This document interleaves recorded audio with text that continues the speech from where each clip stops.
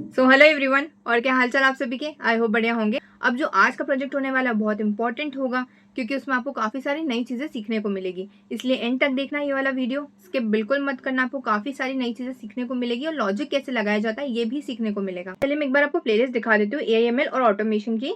आप यहाँ पर देख लीजिएगा, ये रही हमारी AIML और ऑटोमेशन की कंप्लीट प्लेलिस्ट। यहाँ से स्टार्ट हो रही है। आपको हर एक टॉपिक में प्रोजेक्ट्स मिल जाएंगे ताकि आप प्रैक्टिस कर पाए और आपको समझ आए कि लॉजिक कैसे लगाया जाता है। तो ये वाला हमारा फर्स्ट ट्यूटोरियल है। यहाँ से हमारी प्लेलिस्ट स्टार्ट हो रही है। इसमें रेपल में आपको प्रोजेक्ट्स मिल जाएंगे, उसके साथ साथ कैसे लॉजिक लगाया जाता है, कैसे कोड बैकएंड में काम करा, हर एक चीज बहुत अच्छे समझाई है मैंने। ऑपरेटर्स में भी आपको AI का प्रोजेक्ट मिल जाएगा। ये वाला हमारा ऑटोमेशन का मेजर प्रोजेक्ट है जो आप देख सकते हैं। ये वाला कंडीशनल स्टेटमेंट्स, इसमें भी 2 प्रोजेक्ट्स बनाए हैं हमने। स्ट्रिंग्स में भी प्रोजेक्ट्स बनाए हैं, 2 प्रोजेक्ट्स इसमें भी, एनिमेशन का भी और पासवर्ड वैलिडेशन का भी। बहुत इंपॉर्टेंट है, ये वाला भी ट्यूटोरियल आप देख लेना। लूप्स में भी हमने प्रोजेक्ट्स बनाए हैं। लिस्ट में भी हमने प्रोजेक्ट बनाए, एक रियल वेबसाइट बनाई है लिस्ट में। तो आप ये देख लीजिएगा क्योंकि ये बहुत ज्यादा इंपॉर्टेंट और टपल से रिलेटेड है ये वाला टॉपिक, तो इसलिए इसको तो देखना ही सही आप। और ये वाला हमारा प्रोजेक्ट है जिसमें आप AI voice plus text virtual assistant बना सकते हैं पाइथन को यूज करके। ओके, या फिर आप जाविस भी बोल सकते हैं, वो आप बना सकते हैं। ठीक है, एक बार मैं आपको इंग्लिश की भी पेज दिखा देती हूँ पाइथन के, जिसमें हमारा पाइथन का कोर्स कंप्लीट हो चुका है। अगर आपको कुछ टॉपिक्स देखने हैं एडवांस वाले, वो आप यहाँ पर देख सकते हैं। इंग्लिश वाले में और हिंदी वाले प्लेलिस्ट में, दोनों में प्रोजेक्ट्स अलग रहेंगे ताकि आपको वैरायटी मिल सके। ठीक है, तो हमारी प्लेलिस्ट यहाँ से स्टार्ट हो रही है और दोनों की प्लेलिस्ट की लिंक आपको डिस्क्रिप्शन बॉक्स में मिल जाएगी। यहाँ से हमारी प्लेलिस्ट स्टार्ट हो रही है। हर एक ट्यूटोरियल में आपको इसमें भी प्रोजेक्ट्स मिलेंगे। इसमें भी प्रोजेक्ट्स है, रेपल वाले में भी, ऑपरेटर्स में भी प्रोजेक्ट्स है, कंडीशनल स्टेटमेंट्स में भी प्रोजेक्ट्स है, लूप्स में भी प्रोजेक्ट्स मिल जाएंगे आपको। ये वाला हमारा एक प्रोजेक्ट है, ये हमने गेम बनाया है पाइथन को यूज करके। टपल्स में भी आपको प्रोजेक्ट मिल जाएगा, स्ट्रिंग में भी आपको प्रोजेक्ट्स मिल जाएंगे। ये वाला डिक्शनरी का ट्यूटोरियल है और इसका प्रोजेक्ट है कॉन्टैक्ट मैनेजमेंट सिस्टम। ये सेट्स, इसमें भी आपको प्रोजेक्ट्स मिल जाएंगे। फंक्शंस में हमने 3 प्रोजेक्ट्स बनाए हैं, ये भी आप देख लीजिएगा, काफी इंपॉर्टेंट टॉपिक है। रिकर्जन में आपको काफी सारे प्रैक्टिस क्वेश्चन सॉल्व करने के लिए मिल जाएंगे, क्योंकि इंटरव्यू के लिए इंपॉर्टेंट होता है इसीलिए। फाइल्स में भी आपको प्रोजेक्ट्स मिल जाएंगे, फाइल काम कैसे करती है, आप कैसे रियल वर्ल्ड प्रोजेक्ट्स बना सकते हैं। और उसमें भी आपको कई सारी इंपॉर्टेंट चीजें मिल जाएगी, step by step from basic to advance, ये वाला फुल ट्यूटोरियल, तो आप ये भी देख लीजिएगा। और जब आप ये पूरी प्लेलिस्ट फॉलो कर लेते हैं, उसके बाद ये 3 प्रोजेक्ट्स है जो आप बना सकते हैं ताकि आपकी प्रैक्टिस हो जाए कि ये जो भी आपने सीखा है इसे रियल वर्ल्ड में कैसे यूज किया जाता है, ये सब आपको इस प्रोजेक्ट से समझ आ जाएगा। ओके, चलिए अब हम ना एक प्रोजेक्ट बनाते हैं। इसमें आपको काफी सारी चीजें सीखने को मिलेगी। हमारा प्रोजेक्ट है voice to PDF item report generator. अब ये क्या है, ये ना रियल वर्ल्ड में भी कहीं कहीं जगह यूज आ सकता है ये वाला प्रोजेक्ट। कैसे? फॉर एग्जाम्पल, आप कहीं मार्केट गए हो, आपने बहुत सारा सामान खरीदा और उसके साथ साथ उनके प्राइस भी आपको याद रखना कितना मुश्किल होगा। अब वॉइस के फॉर्म में हमारे असिस्टेंट को बोलो। ठीक है, वॉइस के फॉर्म में अभी तक हमने क्या प्रोजेक्ट्स बनाए थे, हम टेक्स्ट के फॉर्म में इसको डाटा दे रहे हैं और वो बोलकर बता रहा है। अब ये वाला प्रोजेक्ट होगा कि हम वॉइस के फॉर्म में इसको डाटा देंगे और टेक्स्ट की फॉर्म में इसे स्टोर करेगा और एक PDF जनरेट करके देगा। जी हाँ, तो सबसे पहला इंपॉर्टेंट चीज होगी कि हम वॉइस के फॉर्म में इसको कमांड देंगे कि ये आइटम हमने खरीदा है, इसका ये प्राइस है। ऐसे करके बहुत सारे आइटम्स का आप नाम भी दे सकते हो, प्राइस भी दे सकते हो। ओके, और उन सब की वो PDF जनरेट करके देगा। तो अब इसमें लॉजिक काफी सारा लगेगा। एक तो वॉइस के लिए लॉजिक लगेगा कि हम वॉइस बोल रहे हैं और वो टेक्स्ट में कन्वर्ट कर पाए। दूसरा, PDF जनरेट करके दे दे और डाउनलोड भी करके दे दे हमें, करेक्ट। और थर्ड, PDF में हमें थोड़ा सा स्टाइलिंग भी लगानी होगी, बट यहाँ पर हम CSS यूज नहीं करेंगे, इसमें हम कैनवास यूज करेंगे। अगर नहीं पता है डोंट वरी, वो मैं आपको अच्छे समझा दूंगी यहाँ पर, करेक्ट। तो चलिए अब हम प्रोजेक्ट बनाना स्टार्ट करते हैं। अब इसको ना आप वो ऐड टू कार्ड वाला भी समझ सकते हो। वहां पर भी क्या होता है, जब आप ऑनलाइन शॉपिंग करते हो, जो जो भी आपने कार्ड में ऐड करा रहता है वहाँ पे नाम भी लिखा रहता है, उन आइटम्स का प्राइस भी लिखा रहता है, बहुत सारी लंबी लिस्ट रहती है। अब उस तरीके से भी इसे समझ सकते हो। ओके, या बिल के फॉर्म में समझ लो, आपने मार्केट में कुछ सामान खरीदा, एक ही शॉप में से बहुत सारा सामान खरीदा, बिल भी ऐसा ही रहता है। ओके, तो ये PDF के फॉर्म में आपको डाउनलोड करके भी दे देगा। अब देखिए, ये वाला प्रोजेक्ट बनाने के लिए ना आपको कुछ कुछ चीजें इंस्टॉल करने की जरूरत होगी आपके सिस्टम में। मेरे सिस्टम में ऑलरेडी इंस्टॉल है, बट आप कर लेना इंस्टॉल। देखिए, ऐसे टर्मिनल ओपन करो या फिर डायरेक्टली रन कर दो। ओके, टर्मिनल ओपन हो जाएगा। उसके बाद यहाँ पर मैंने कमांड भी लिख दी है कि आपको कैसे इंस्टॉल करना है। पिप इंस्टॉल स्पीच रिकॉग्निशन, उसको आप यहाँ पर लिखो और एंटर प्रेस कर दो। अब देखो, स्पीच का S और रिकॉग्निशन का R दोनों अपर केस में, ध्यान रखना, गलत मत लिखना बिल्कुल भी, इसीलिए 2 जगह मैंने यहाँ पर आपको लिखकर बता दिया। उसके बाद एंटर प्रेस कर देना, ये हो जाएगा। इसका काम क्या होगा, इसका काम होगा कि ये स्पीच को रिकॉग्नाइज कर पाएगा, जो भी आप बोलोगे ना उस स्पीच को रिकॉग्नाइज कर पाएगा, समझ पाएगा बैकएंड में, इसीलिए। और जो सेकंड कमांड होगी वो होगी हमारी पिप इंस्टॉल। अब देखो, ये स्पीच रिकॉग्निशन को आपको कैसे इंस्टॉल करना है, ये सिंपल कमांड लिखो, उसके बाद एंटर प्रेस कर दो, ऑटोमेटिकली पूरा इंस्टॉल हो जाएगा, सभी इंस्टॉल हो जाएगा, आपको कुछ भी नहीं करना है। जब भी पूरा इंस्टॉल हो जाए उसके बाद फिर सेकंड आपको कमांड लिखनी है, पिप इंस्टॉल पाई ऑडियो। इसका काम क्या होगा, आप जो भी ऑडियो में बोलोगे ना उसको वो समझ पाए, दोनों काम सेम ही है, ऑडियो टू टेक्स्ट कन्वर्ट कर पाए, मेन काम वैसे इसका ये रहेगा। इसका काम था स्पीच को रिकॉग्नाइज कर पाए, समझ पाए। इसका काम रहेगा आप जो बोल रहे हो, स्पीच बोल रहे हो वॉइस के फॉर्म में, ऑडियो जो इसने स्टोर करा है उस ऑडियो को टेक्स्ट में कन्वर्ट कर पाए, क्योंकि हम वही तो चाहते हैं, पीडीएफ में टेक्स्ट ही तो लिखा हुआ आएगा, करेक्ट, रिपोर्ट जब जनरेट होगी जब, इसीलिए टेक्स्ट के फॉर्म में भी कन्वर्ट कर पाए। ओके, अब फिलहाल ये प्रोजेक्ट तो इसीलिए है कि एक रिपोर्ट जनरेट कर पाए, कितने आइटम्स आपने खरीदे हैं और उसका प्राइस भी। आप ये वाला प्रोजेक्ट का लॉजिक कहीं पर भी लगा सकते हो जहां पर भी आपको कोई पीडीएफ जनरेट करवानी हो, करेक्ट, वॉइस के फॉर्म में, आप वॉइस के फॉर्म में कमांड दो और वो टेक्स्ट के फॉर्म में पीडीएफ को जनरेट करके बता दें। ओके, ये वाला प्रोजेक्ट का कोड आप कहीं पर भी लगा सकते हो, ठीक है, जहां पर भी इस टाइप का लॉजिक की जरूरत है।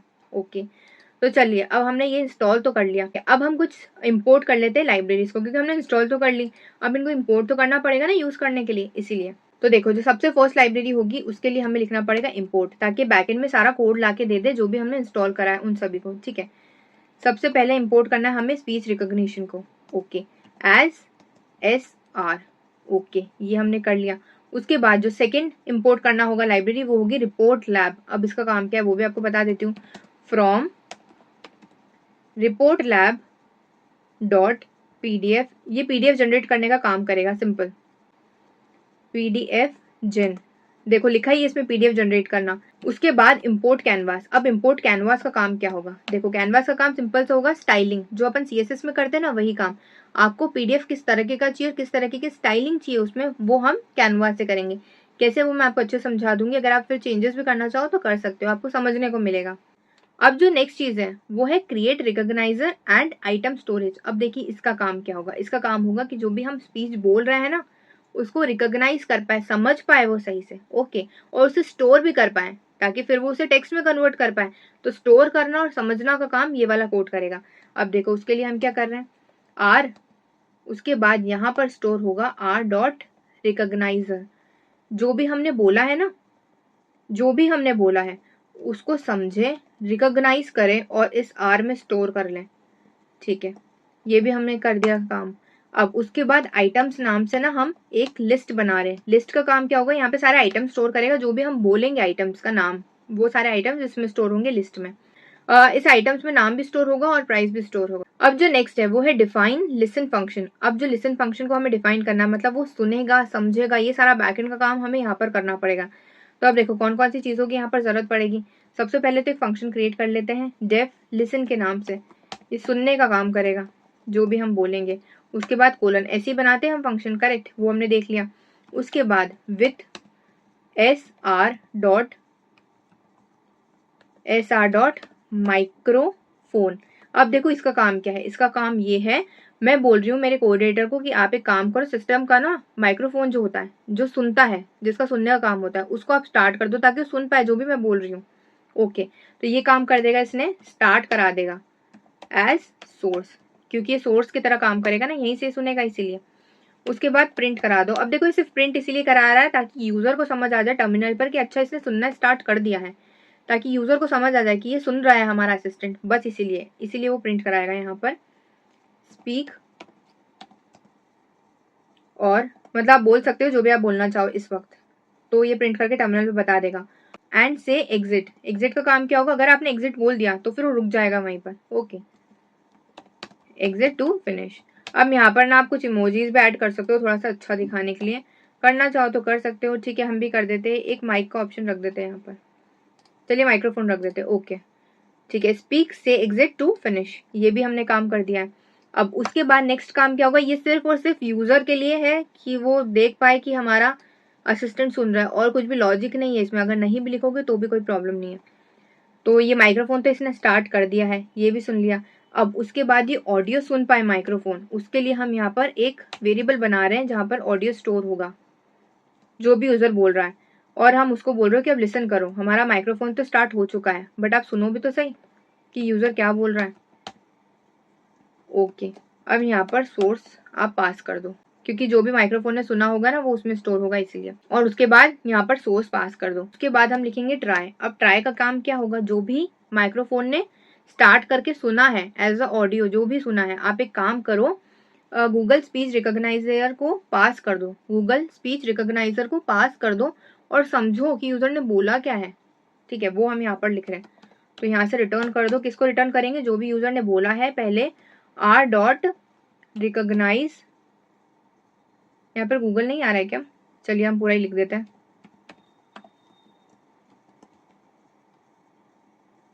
Recognise Google audio, okay, dot strip.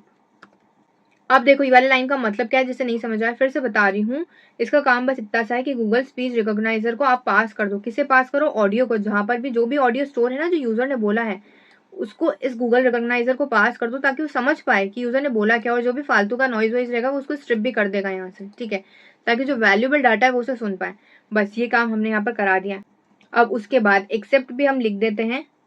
Accept का काम ये होगा कि अगर हमारा जो असिस्टेंट है उसको ढंग से समझ नहीं आया कि क्या बोला है यूजर ने, तो फिर ना आप खाली वैल्यू रिटर्न कर दो, ताकि एरर नहीं बताए बस वो।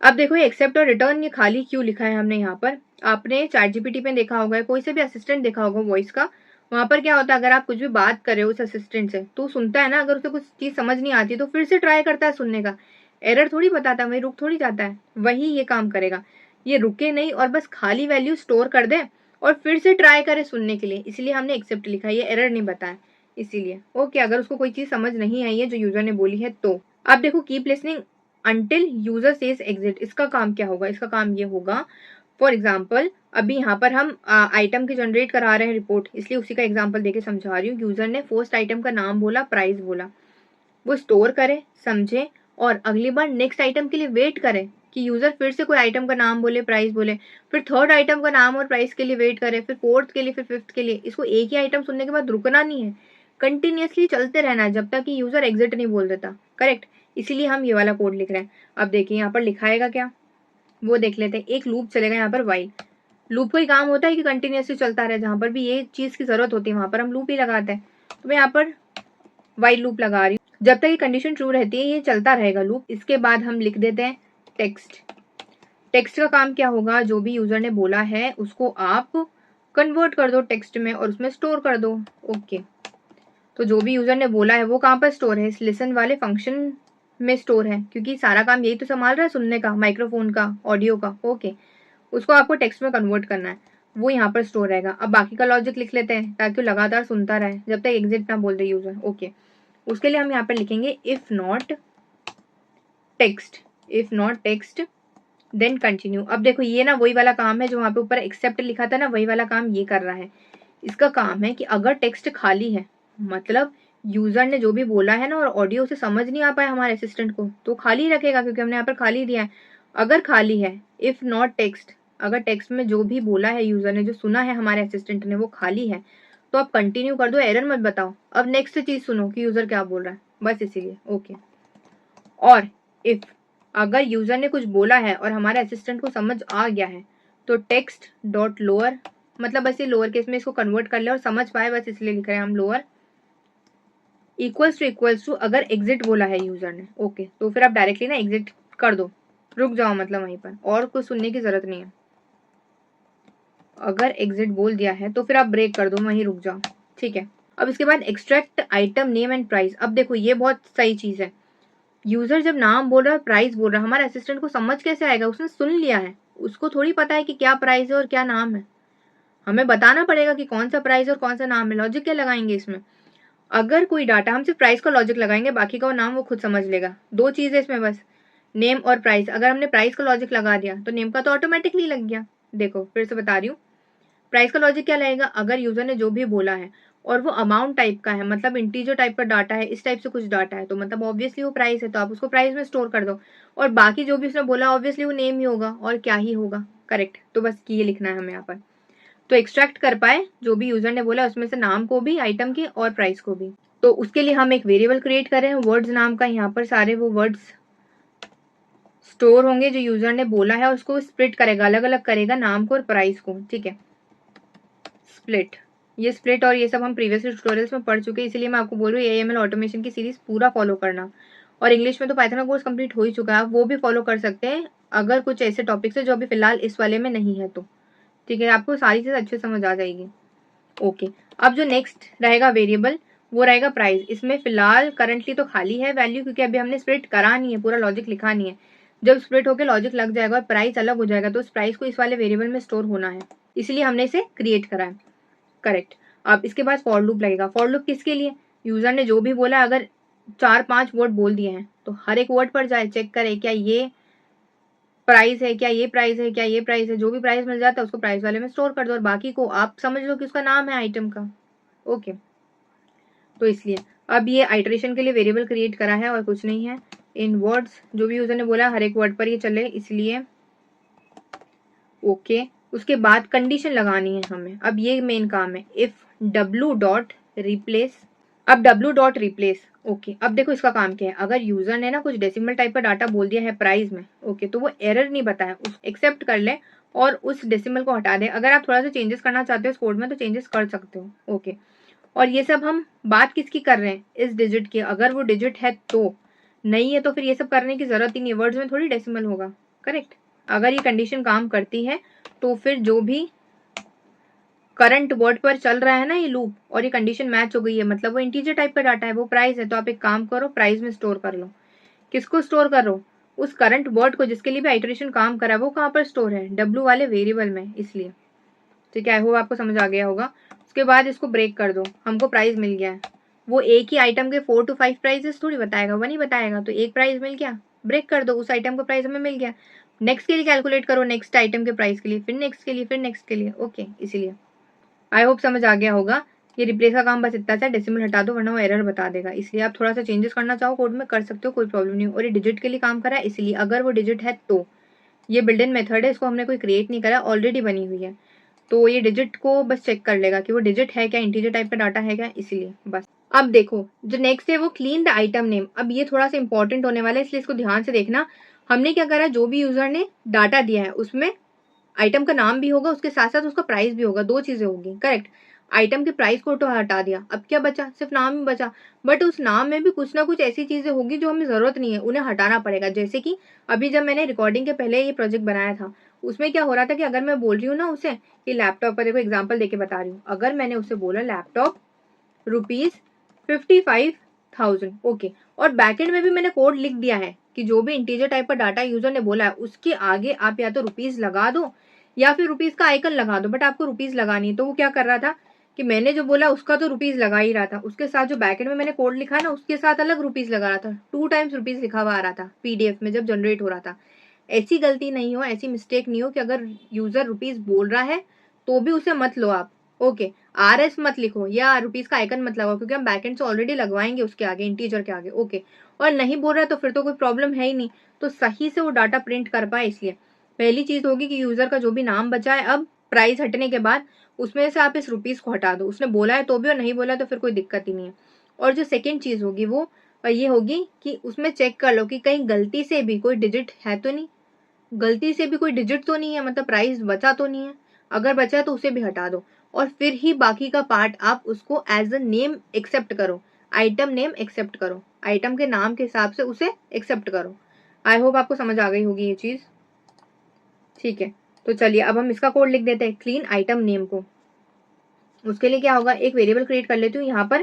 क्लीन होने के बाद जो भी आइटम का नाम बचेगा ना वो इसमें स्टोर होगा। अब देखिए सारा लॉजिक सिर्फ एक ही लाइन में लगेगा, इसे ध्यान से देखना।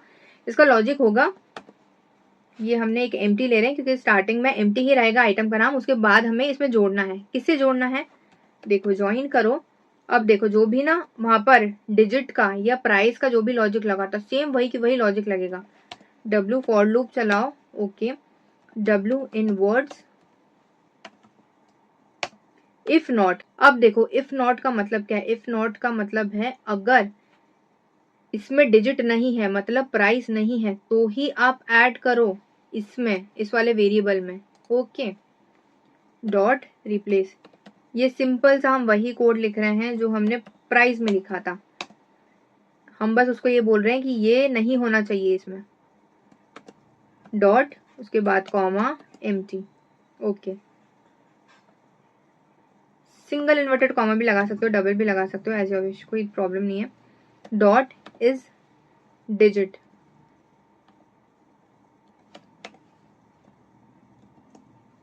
ठीक है, ये हमने पूरा लिख दिया। उसके साथ साथ उसमें रुपीस भी नहीं होना चाहिए, RS रुपीस नहीं होना चाहिए, क्योंकि हम बैकेंड से उसमें रुपीस को ऐड करेंगे प्राइस के आगे।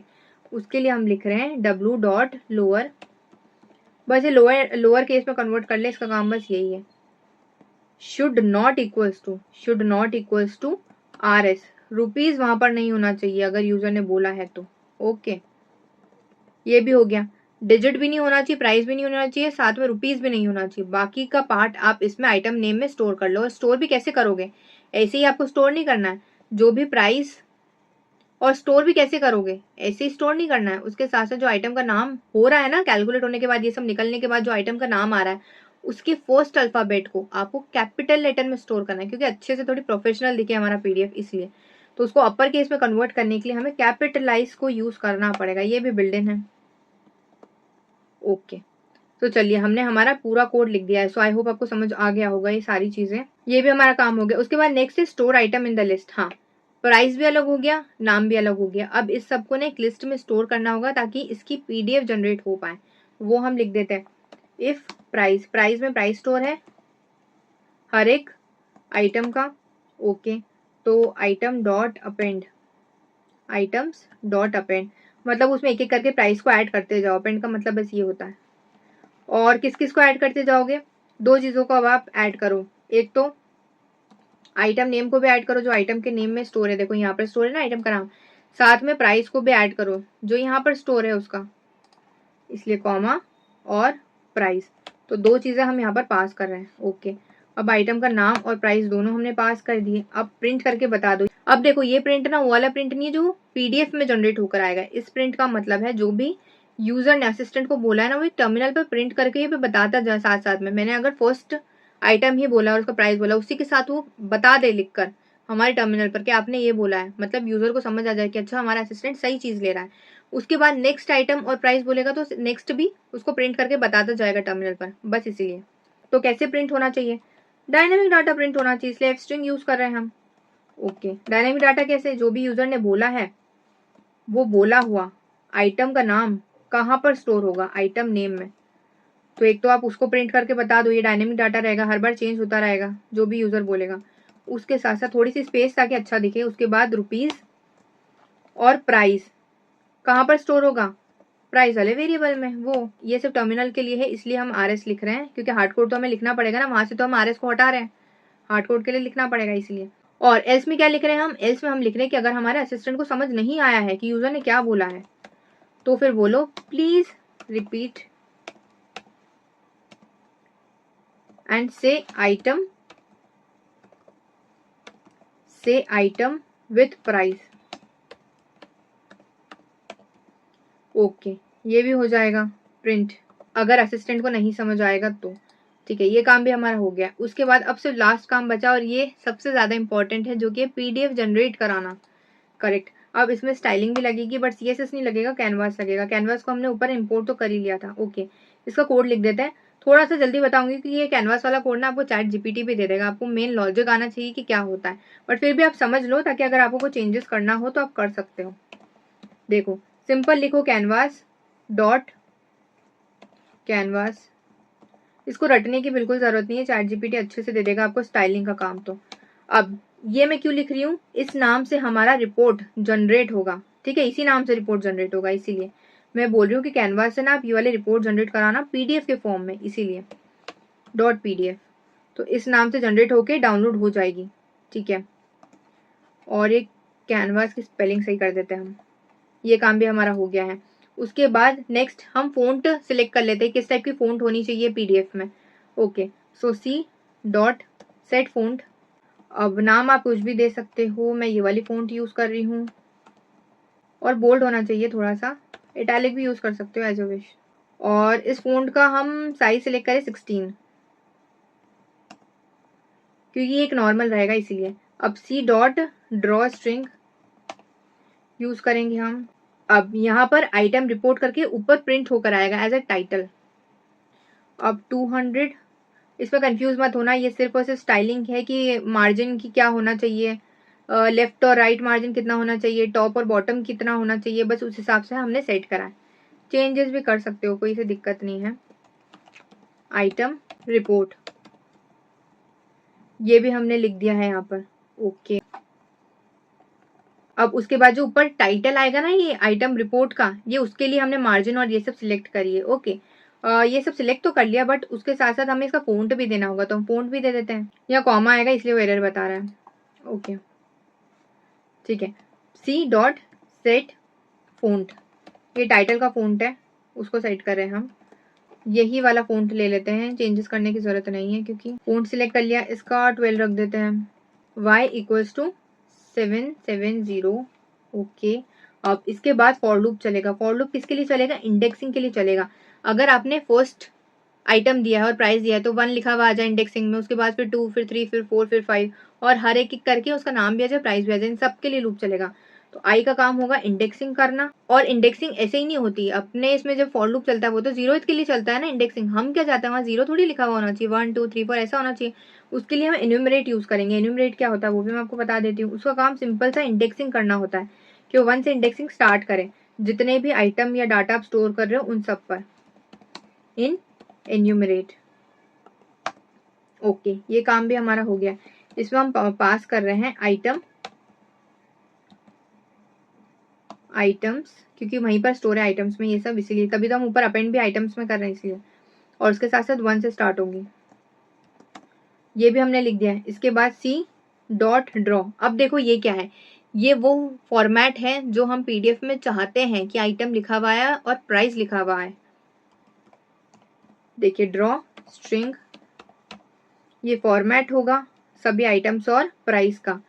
इसका 50 सेट कर देते हैं y, और एफ स्ट्रिंग यूज करेंगे क्योंकि इसमें डायनेमिक डाटा आएगा। इंडेक्सिंग भी डायनेमिक होगी एन्यूमरेट से 1, 2, 3, 4 करके, इसीलिए सबसे पहले तो इंडेक्सिंग लिखा हुआ है जो कि आई में स्टोर होगी। ओके, उसके बाद डॉट करके लिखा हुआ है, ऐसे ही लिखा हुआ था 1 डॉट, उसके बाद फिर आइटम का नाम, इसलिए। ठीक है, देखो एक बार बता भी देती हूँ यहाँ पर अगर कुछ नहीं समझ आ रहा है तो। सबसे पहले अगर मैंने लैपटॉप स्टोर करा है, बोला है उसको, तो लैपटॉप लिखा हुआ आएगा, उसके बाद ऐसे करके कुछ लिखा हुआ आएगा, उसके बाद आएगा रुपीज़, और फिर जो भी उसका प्राइस होगा 55,000 समथिंग लाइक दैट, इस टाइप से कुछ रहेगा उसका फॉर्मेट। इसलिए इसको कमेंट आउट करके यहीं पर रहने देती हूँ ताकि आपको समझ आ जाएगा। अब देखिए उसके बाद क्या है, हमको नेम प्रिंट कराना है, जो भी यूजर ने आइटम का नाम बोला है, तो नेम देख लेते हैं हम। स्पेस थोड़ी ज़्यादा लगाना चाहो तो भी लगा सकते हो, कोई प्रॉब्लम नहीं है। अब इसके बाद इस टाइप से, उसके बाद रुपीज़। अब देखो इसीलिए यहाँ पर हमने रुपीज़ लिखा और वहाँ से रुपीज़ हटवाया था। हम यहाँ पे हार्ड कोड कर रहे हैं क्योंकि अगर यूज़र रुपीज़ बोलना भूल जाता तो भी प्रॉब्लम होती। अब यहाँ कोई प्रॉब्लम नहीं आएगी, यहाँ पर आना है क्योंकि यहीं पर पूरा हम लिख रहे हैं ना इसका फॉर्मेट, इसलिए यही तो हम प्रिंट कराना चाहते हैं पीडीएफ में, इसीलिए। ठीक है, ये काम भी हमारा हो गया। इस टाइप से कुछ सिंटेक्स रहेगा इसका। अब उसके बाद इसका थोड़ा सा सेट भी कर देते हैं हम कि कहाँ पर होना चाहिए। अब देखो y माइनस इक्वल्स टू 20 का मतलब क्या होता है? इसका मतलब है कि अगर आपने एक आइटम को स्टोर करा है और पीडीएफ में प्रिंट हो रहा है तो दूसरा आइटम जब आएगा ना फिर वो उसी की जगह पर आएगा, तो ओवरराइट कर देगा। ओवरराइट नहीं करे, 20 के हिसाब से कुछ स्पेस लगा दे, उसके नीचे प्रिंट हो, फिर नेक्स्ट आइटम थोड़ा सा स्पेस लगाकर फिर नीचे प्रिंट हो, इसीलिए हम ये लिख रहे हैं। ठीक है, ये y एक्सिस पे काम कर रहा है इसीलिए y लिखा हुआ है। सी डॉट सेव मतलब सेव कर दे अब इसको, पीडीएफ को। ओके, और प्रिंट करके बता दे जब आपने सेव कर दिया है, एक्सपोर्ट कर दिया मतलब डाउनलोड कर दिया, अब प्रिंट भी करा दो ताकि यूजर को समझ आ जाए अच्छा जनरेट हो गई है हमारी पीडीएफ सेव्ड। और सेव किस नाम से होगी PDF? Items report dot PDF. Okay, तो चलिए अब हम इस कोड को रन करके देखते हैं। बट ना इसमें एक या दो मिस्टेक है और वो बहुत छोटी सी सिली मिस्टेक है, बट वो कितनी बड़ी प्रॉब्लम बता सकती है वो ना मैं आपको रन करके बताती हूँ, आपको ज्यादा बेहतर समझ आएगा। अभी फिलहाल देखो इस नाम से कोई भी फाइल नहीं है हमारे सिस्टम में, ये वाले नाम से आइटम रिपोर्ट डॉट पीडीएफ, देखिए कुछ भी फाइल नहीं है। जब हम इसको रन करेंगे जनरेट कराएंगे, अब इस नाम से यहाँ पर वो वाली फाइल जनरेट हो जाएगी पीडीएफ के फॉर्म में। हम रन करते हैं और क्या क्या मिस्टेक आती है और उसे कैसे सॉल्व करना है वो भी बताऊंगी, और क्यों आ रही मिस्टेक ये भी बताऊंगी। तो अब हम इसको रन करते हैं, जैसे ही रन करेंगे वैसे हमें बोलना होगा ओके, और वो सुनेगा। Laptop 55,000, stationery 1,000। अब देखो यहाँ पर मिस्टेक क्या हो रही है, मैं जितनी भी बार बोल रही हूँ ना ये उतनी बार सुन रहा है असिस्टेंट। देखिए फिर से लिखा हुआ आ रहा है से एग्जिट टू फिनिश, मतलब जितनी भी बार मैं बोल रही हूँ उसको ये कमांड मान रहा है और आइटम का नाम और प्राइस की तरह इसको स्टोर करता जा रहा है। बट मैंने आपसे क्या बोला था, जो भी हम बोलेंगे आइटम का नाम और प्राइस वो एज अ टर्मिनल पर भी प्रिंट होकर आना चाहिए ताकि यूजर को समझ आ जाए उसने क्या बोला है और हमारे असिस्टेंट ने क्या सुना है। ठीक है, बट ये प्रिंट करा नहीं पा रहा है, मतलब कुछ मिस्टेक है इसमें। देखो मिस्टेक है कहाँ पर, इस वाइल लूप में मिस्टेक है। लॉजिक पूरा सही है, बस स्पेस की गलती है यहाँ पर। मैंने बोला था जितना भी चीजें सुनने की होगी, ओके, रिप्लेस करने की होगी, डिजिट को हटाना है, प्राइस को ऐड करना है, आरएस को हटाना है, ओके, अब उसका नाम प्रिंट कराना है, सारा काम यहाँ पर हो रहा है सुनने का। ठीक है, तो अब ये वाला लूप तो यहाँ से चालू हो रहा है, तो ये जो बाकी का काम है ये भी लूप के अंदर ही हमने लिखा है। ओके, तो इसको स्पेस करना पड़ेगा, टैप करना पड़ेगा। अब देखो अब ये सारा काम इस लूप के अंदर हो रहा है, पहले क्या ये बाहर हो रहा था, इसलिए वो प्रिंट करके बता नहीं पा रहा, तो पूरा लॉजिक गलत हो रहा था। ठीक है, अब प्रॉब्लम क्या हुई थी कि यहाँ पर ये लगे हुए थे ना, तो मैंने जैसे एंटर प्रेस किया ऑटोमेटिकली एंटर प्रेस हो जाता है वहां पर सही जगह पर। अब ये लगे थे उसकी वजह से एंटर प्रेस हो नहीं पा रहा था, तो मैंने भी ध्यान नहीं दिया उस टाइम पर कि क्या दिक्कत है। ओके, तो इसलिए स्पेस की गलती मत करना, सारा काम इस लूप के अंदर ही हो रहा है क्योंकि हमने कंडीशन ही लिखा है वाइल ट्रू। ठीक है, इसीलिए। और जो सेकेंड मिस्टेक है वो फिर से यही मिस्टेक है। देखो यहाँ पर भी ये लिख दिया था ना, तो एंटर होने के बाद उसने यहाँ पर नहीं लाया लूप के अंदर और इसने बाहर लिया है। तो फॉर लूप में भी हमने यही गलती करी है कि ये जो इंडेक्सिंग ये हमने करा है ना कि ओवर राइट नहीं करे और नेक्स्ट लाइन पे प्रिंट करा है अलग अलग आइटम को, वो भी देखो हमने लूप के बाहर लिखा है, हमें उसको लूप के अंदर लिखना होगा। देखो अब सही से वो प्रिंट कराएगा। अब रन करके देखते हैं हम। Okay, laptop 55,000, mobile 300, mobile 300, mobile 400, stationery 5,000, painting colours 5,000, books 300, painting colours 5,000, books 300, stationery 5,000, books 3,000।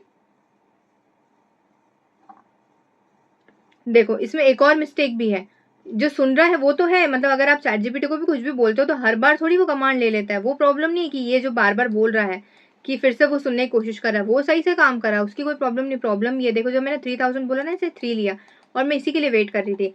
Exceptional case है, कभी सभी होता है, हर बार नहीं होता है। इसका प्रॉब्लम ये है कि जब भी आप कोई नंबर बोलते हो ना, आप क्या बोलते हो 3,000 5,000, ये क्या है, ये नंबर नहीं, आप वर्ड्स के फॉर्म में बोल रहे हो। तो जब गूगल स्पीच रिकॉग्नाइज करने की कोशिश करता है ना, तो उसको ये लगता है कि शायद इसने कोई वर्ड बोला है, ये नंबर नहीं है।